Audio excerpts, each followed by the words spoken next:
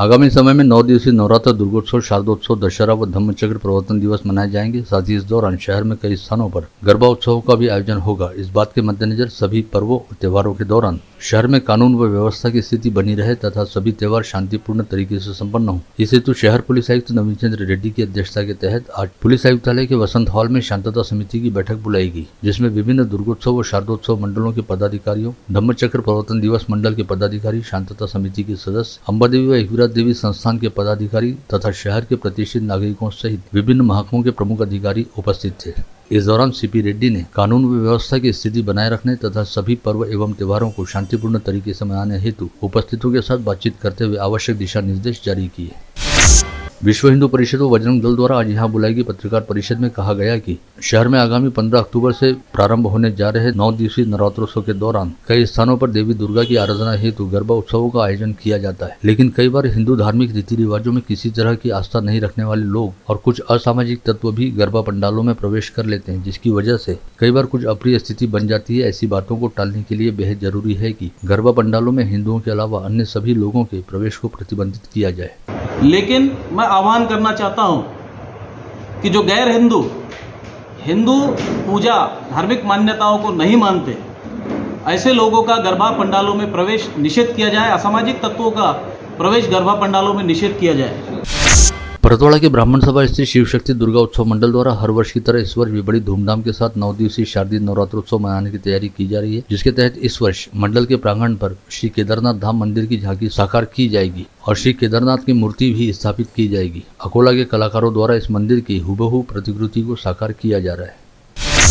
दशहरा व दीपावली के पर्व पर रेलगाड़ियों में यात्रियों की बढ़ती भीड़ को ध्यान में रखते हुए मध्य रेलवे ने मुंबई से 30 स्पेशल ट्रेन चलाने का निर्णय किया है, जिसमें नागपुर मुंबई एसी दिवाली स्पेशल भी शामिल है। 19 अक्टूबर से प्रत्येक गुरुवार व सोमवार को यह ट्रेन प्रस्थान करेगी, जिसका विशेष किराया भी होगा। यह द्वितीय सप्ताह में 2 बार चलने वाली यह ट्रेन आगामी 20 नवंबर तक चलेगी और प्रत्येक सप्ताह मंगलवार व शनिवार को मुंबई से दोपहर 1:30 बजे नागपुर के लिए रवाना होगी। इस ट्रेन को बडनेरा सहित वर्धा, धामनगांव, मूर्तियापुर, अकोला, शेगांव, मलकापुर, भुसावल, जलगांव, नाशिक रोड, इगतपुरी, कल्याण और दादर में स्टॉपेज दिए गए।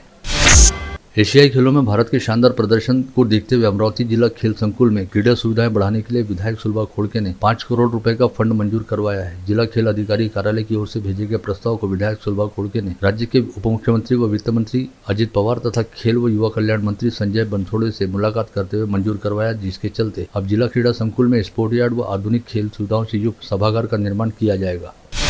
जिलाधीश सौरभ कटियार ने आज विभागीय सेवा संदर्भ अस्पताल का खुद अवलोकन किया और वहां पर उपलब्ध सेवाओं के बारे में जानकारी ली। इस समय जिलाधीश कटियार ने दवाइयों के स्टॉक व अस्पताल में उपलब्ध वैद्यकीय उपकरणों के साथ ही मनुष्यबल के बारे में भी विस्तार के साथ जानकारी हासिल की।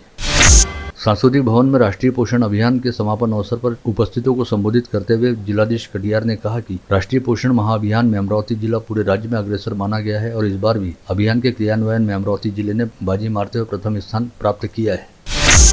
भारत रत्न डॉक्टर एपीजे अब्दुल कलाम की जयंती निमित्त सरकारी विभागीय ग्रंथालय में वाचन प्रेरणा दिवस का आयोजन किया गया। इस अवसर पर अपने विचार व्यक्त करते हुए राजस्व उपायुक्त संजय पवार ने कहा कि समृद्ध समाज का गठन करने हेतु सातत्यपूर्ण वाचन बेहद जरूरी है। भारत की असली ताकत देश के युवा है। ऐसे में युवाओं ने सोशल मीडिया के विषयों में मगन होने की बजाय अच्छी किताबों के वाचन पर ध्यान देना चाहिए।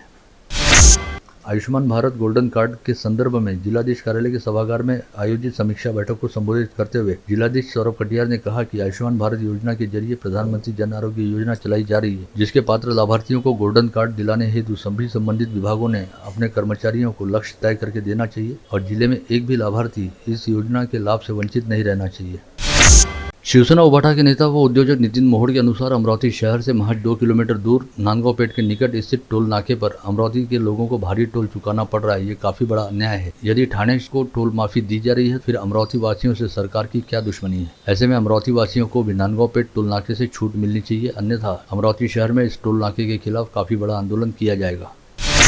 पीपल्स रिपब्लिकन पार्टी के कार्याध्यक्ष चरणदास इंगोले ने आज यहां बुलाई गई पत्रकार परिषद में बताया कि आगामी 23 अक्टूबर को पीरीपा की ओर से धम्मचक्र प्रवर्तन दिवस की पूर्व संध्या पर दीक्षा भूमि के निकट ITI कॉलेज के मैदान पर पार्टी का राष्ट्रीय अधिवेशन आयोजित किया जा रहा है, जिसका उद्घाटन पार्टी के राष्ट्रीय अध्यक्ष जोगेंद्र कवाड़ी की अध्यक्षता में राज्य के मुख्यमंत्री एकनाथ शिंदे द्वारा किया जाएगा।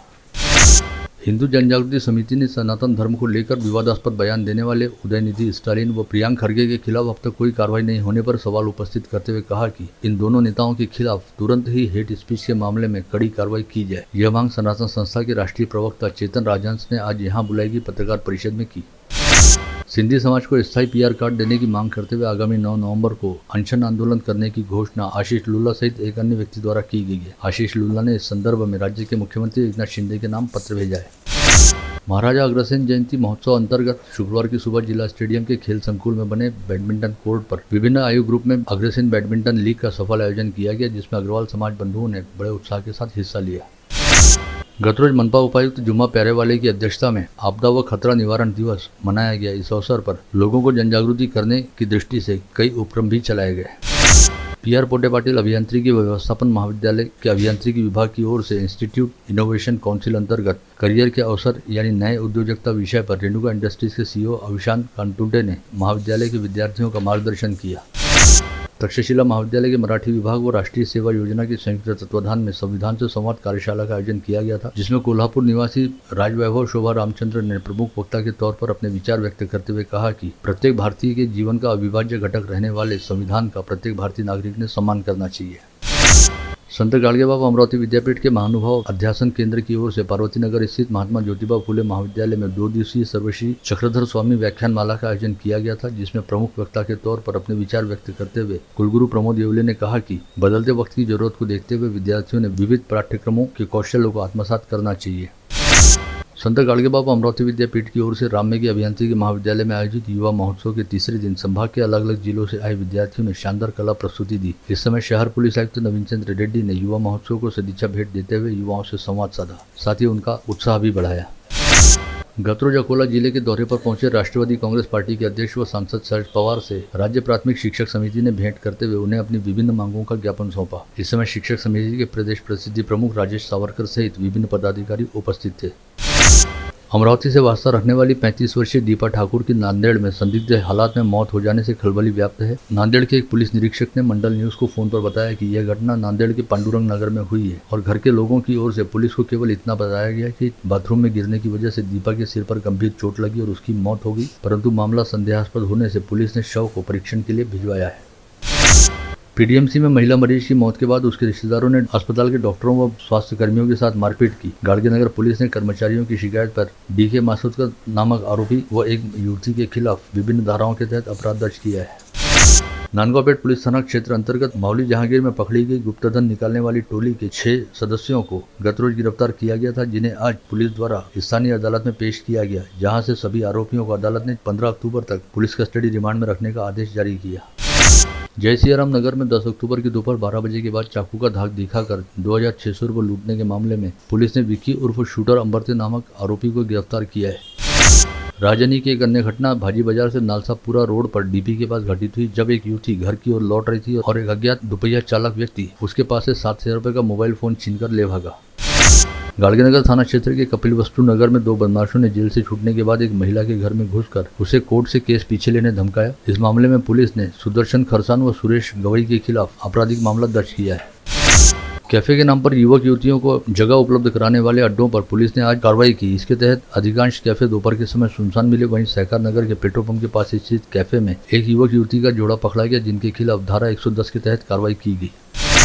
अपराध शाखा की यूनिट क्रमांक 1 ने 1 माह पहले भारतीय जीवन बीमा निगम के श्री कृष्णपेट स्थित कार्यालय के पास से चुराए गए ऑटो रिक्शा को बरामद करने के साथ ही शेख रिजवान, शेख मोहम्मद तथा शेख वसीम शेख बब्बू नामक 2 आरोपियों को धर दबोचा। इन दोनों आरोपियों ने विगत 11 सितंबर को दिन दहाड़े 4 बजे के आसपास गोपाल नगर परिसर में रहने वाले अजय फंसे का ऑटो रिक्शा चुरा लिया था।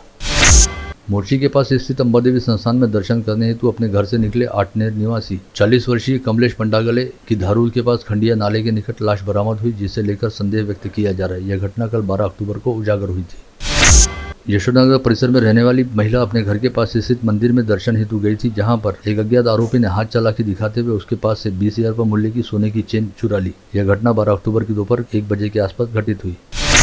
कैंप परिसर स्थित सरकारी विश्राम गृह के स्वागत कक्ष में काम करने वाले पंटू चौहान के साथ क्रेटा हुंडई कार के चालक द्वारा दमयंती सूट की चाबी नहीं देने को लेकर मारपीट की गई। फ्रेजरपुरा पुलिस मामले की जांच कर रही है। दस्तूनगर परिसर स्थित आदिवासी लड़कों की छात्रावास में रहने वाले गजानन खड़ेकर व उसके 4 दोस्तों ने छात्रावास के सफाई कर्मी किशन काले के साथ धक्का मुक्की करते हुए उसकी लात घूंसों से पिटाई की। पुराना बाईपास रोड पर होटल लॉर्ड्स के पीछे स्थित साई अपार्टमेंट में रहने वाले राहुल वैद्य ने राजापेट पुलिस थाने में शिकायत देते हुए बताया कि फ्लैट को लेकर चल रहे विवाद के चलते भारत चौधरी व गोलू चौधरी ने उसके फ्लैट पर आकर उसे धारदार हथियारों का धाक दिखाया और अश्लील गाली गलौज करते हुए जान से मारने की धमकी दी। राजापेट पुलिस थाने में भारत फाइनेंशियल इंक्लूजन कंपनी के शाखा अधिकारी निगंश मातकर ने शिकायत दर्ज कराई कि कंपनी में वसूली प्रतिनिधि के तौर पर काम करने वाले आदेश खंडारे ने कंपनी के 5 कर्ज धारकों से किस्त के रुपए वसूल किए, लेकिन करीब 50,000 रुपए की रकम को कंपनी के कार्यालय में जमा कराने की बजाय रकम का गबन कर लिया। राजापेट पुलिस मामले की जाँच कर रही है। मध्यवर्ती बस स्थानक पर बस में चढ़ने का प्रयास कर रहे 33 वर्षीय यात्री जितेश दसूतकर की जेब से उसका पर्स चुरा लिया गया, जिसमें 10,000 रुपए नकद सहित कुछ महत्वपूर्ण कागजात थे। कोतवाली पुलिस मामले की जाँच कर रही है। धामनगढ़ रेलवे तहसील के उसल गभान में अवैध रेत परिवहन करने वाले ट्रक को राजस्व विभाग के उड़न दस्ते ने पकड़कर जब्त किया था और इस ट्रक को तहसील कार्यालय परिसर में लाकर खड़ा किया था, लेकिन बुधवार की रात रेत तस्करों ने तहसील कार्यालय परिसर से इस ट्रक को उड़ा लिया। रेत तस्करों के इस दुस्साहस से धामनगढ़ रेलवे तहसील प्रशासन में तहलका व्याप्त है। बद्रीनाथ व केदारनाथ की यात्रा पर गया बुल्ढाना निवासी एक श्रद्धालु अलकनंदा नदी में डूब गया, ऐसी जानकारी सामने आई है। पता चला है कि बुल्ढाना व चिखली में रहने वाले 24 श्रद्धालु जय अम्बे ट्रैवल्स के जरिए बद्रीनाथ व केदारनाथ की यात्रा पर रवाना हुए थे, जिसमें से एक श्रद्धालु गत रोज बद्रीनाथ की अलकनंदा नदी में डूब गया है। अकोट में अकोला नाके के निकट रेलवे पटरी पर अंधेरे में 10 अक्टूबर की रात 10 बजे के आसपास मोटरसाइकिल व चौपहिया वाहन के बीच टक्कर हुई, जिसमें घायल होने वाले व्यक्ति की मौत हो गई, जिसमें एक व्यक्ति बुरी तरह से घायल हो गया, साथ ही वाहन का नुकसान हुआ। एक नाबालिग लड़की के साथ लैंगिक प्रताड़ना करने के मामले की सुनवाई करते हुए जिला व सत्र न्यायालय क्रमांक 6 ने गत रोज मंगेश पंचवटी नामक 40 वर्षीय व्यक्ति को दोषी करार देने के साथ ही 3 साल के सश्रम कारावास की सजा सुनाई। आप देख रहे थे मंडल न्यूज बुलेटिन। हमारे चैनल को लाइक करें, शेयर करें और हाँ, सब्सक्राइब करना ना भूलें। कल होगी आपसे फिर मुलाकात, तब तक के लिए धन्यवाद।